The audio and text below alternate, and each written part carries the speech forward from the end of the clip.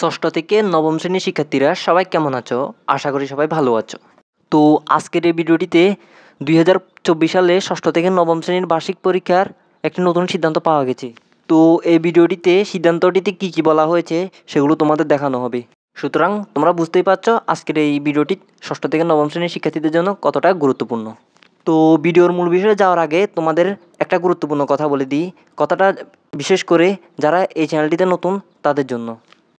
এই চ্যানেলটিতে ষষ্ঠ থেকে নবম শ্রেণীর বার্ষিক পরীক্ষার সাজেশান দেওয়া হবে।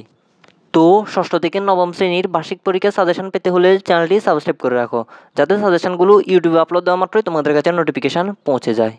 আশা করি এই বিষয়টা তোমরা বুঝতে পেরেছ। তো আমাদের ভিডিওর মূল বিষয়টা একটু দেখি। তো এখানে কি বলা হয়েছে, জাতীয় শিক্ষাক্রম ও পাঠ্যপুস্তক ইতিমধ্যেই নতুন পরীক্ষা পদ্ধতির ব্যাপারে সিদ্ধান্ত নিয়েছি। এবছর ষষ্ঠ থেকে নবম শ্রেণীতে বার্ষিক পরীক্ষায় 30% হবে শিক্ষণকালীন মূল্যায়ন আর 70% লিখিত পরীক্ষা। লিখিত 70%-এর জন্য 100 নম্বরের প্রশ্নপত্রে 3 ঘন্টায় পরীক্ষা দিতে হবে, যেখানে বহুমাত্রিক প্রশ্নের মধ্যে বহু নির্বাচনী প্রশ্ন, সংক্ষিপ্ত প্রশ্ন, প্রেক্ষাপট নির্ভর প্রশ্ন, বিষয় ও প্রশ্নের ধরন অনুযায়ী হবে নম্বর বন্টন। এনসিটিবি বলেছে, শিক্ষার্থীরা লব্ধ জ্ঞানের কতটুকু অর্জন করতে পারলো তা যথাযথভাবে মূল্যায়ন করতেই নতুন পরীক্ষা পদ্ধতি। এ বিষয়ে চলতি সপ্তাহে পরিপত্র জারি হবে। তো এটি ছিল আমাদের আপডেট। আশা করি তোমাদের জানিয়ে দিতে পারলাম।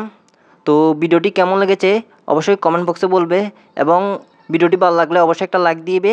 এবং তোমাদের ভিডিওর প্রথমে বলে দেওয়া হয়েছিল এই চ্যানেলটিতে তোমাদের বার্ষিক পরীক্ষা সাজেশন দেওয়া হবে। তো সবাই ভালো থেকো। আল্লাহ হাফেজ।